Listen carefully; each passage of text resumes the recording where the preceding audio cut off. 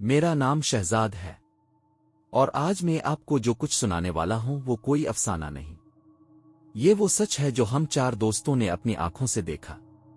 ہم 4 دوست میں شہزاد گل، جمشید اور تعمیر سندھ کا ایک لمبا ٹور کرنے نکلے تھے۔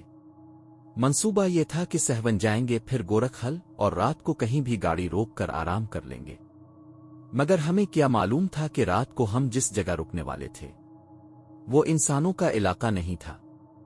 سفر خوشگوار چل رہا تھا، مگر جیسے جیسے ہم سندھ کے اندر جاتے گئے فضا بدلتی گئی۔ راستہ سنسان ہوا، بھاری اور دل پر ایک عجیب سا بوجھ۔ گل نے پہلا جملہ کہا، شہزاد، دل گھبرا رہا ہے، کچھ ٹھیک نہیں لگ رہا۔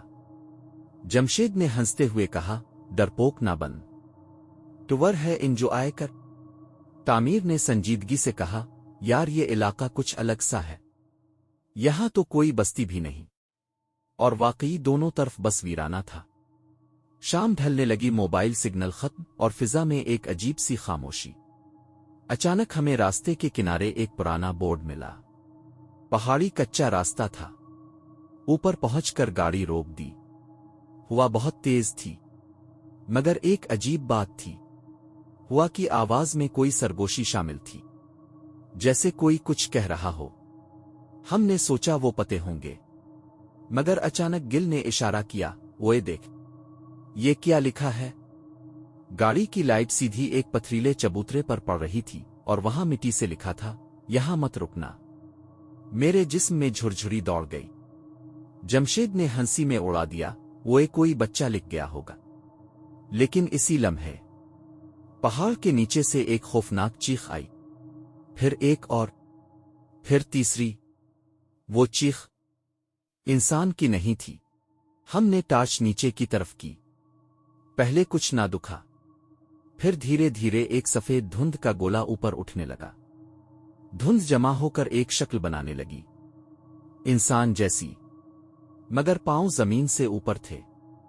چہرہ سیاہ، آنکھیں خالی، اور آواز براہ راست ہمارے کانوں میں، تمہیں روکا تھا، پھر بھی رکے۔ میں نے گھبرا کر گاڑی سٹارٹ کرنے کی کوشش کی، 2 بار، 3 بار، گاڑی سٹارٹ نہیں ہوئی۔ وہ سفید وجود ہماری طرف بڑھتا آ رہا تھا۔ تعمیر چلا کر کہتا ہے، شہزاد، گاڑی بھگا۔ تیسری کوشش میں گاڑی سٹارٹ ہو گئی، لیکن جیسے ہی میں نے ایکسیلیٹر دبایا، وہ جین گاڑی کے بالکل آگے آ کر کھڑا ہو گیا۔ اس نے کہا، اب دیر ہو چکی ہے۔ میں زور سے گاڑی اس کے ایک طرف سے نکال کر نیچے کی طرف بھاگا۔ نیچے آتے ہی ہمیں احساس ہوا کہ راستہ بدلا ہوا ہے۔ دونوں طرف سائے چل رہے تھے، بغیر پیر کے، ہماری طرف دیکھتے ہوئے، مگر چہرے بغیر۔ راستہ لمبا ہوتا جا رہا تھا۔ پھر ایک کالا سا دروازہ نظر آیا۔ جیسے ہی ہم قریب آئے، دروازہ خود بخود کھل گیا۔ جمشید چیخ پڑا، پیچھے موڑ، اندر مت جا۔ مگر دروازے کے دونوں طرف کے سائے ہماری طرف بڑھنے لگے۔ میں ڈر کر گاڑی سیدھی اندر لے گیا۔ اندر ایک پرانا سا نیلا مکان تھا۔ دروازہ ٹوٹا ہوا میں صدیوں پرانی بو۔ جیسے ہم واپس مڑنے لگے، دروازہ خود زور سے بند ہو گیا۔ وہی سفید جن دروازے کے اوپر کھڑا تھا۔ اب تم دیکھو گے اس جگہ کا اصل راز۔ دیواریں خود بخود روشن ہونے لگیں، پرانے نقش، پرانی تصویریں۔ پہلی تصویر، 4 مسافر، بالکل ہماری طرح، اس مکان میں پھنسے ہوئے۔ دوسری تصویر، ان میں سے ایک فضا میں لٹکا اور دھیرے دھیرے مٹی بن رہا تھا۔ تیسری تصویر، نیلا مکان پورے اندھیرے میں، اور تحریر، جو یہاں رکا، کبھی واپس نہ گیا۔ ہمارے پیروں سے زمین نکل گئی۔ تھوڑا آگے جا کر راستہ نارمل ہو گیا۔ سگنل واپس ہوا، واپس دنیا عام۔ جمشید نے آہستہ کہا، شکر ہے ہم بچ گئے۔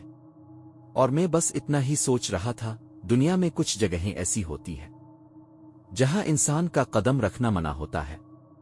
ہم غلطی سے وہاں پہنچ گئے تھے، اور یہ تھا ہمارا سندھ کا وہ سفر جو ہم کبھی نہیں بھول سکیں گے۔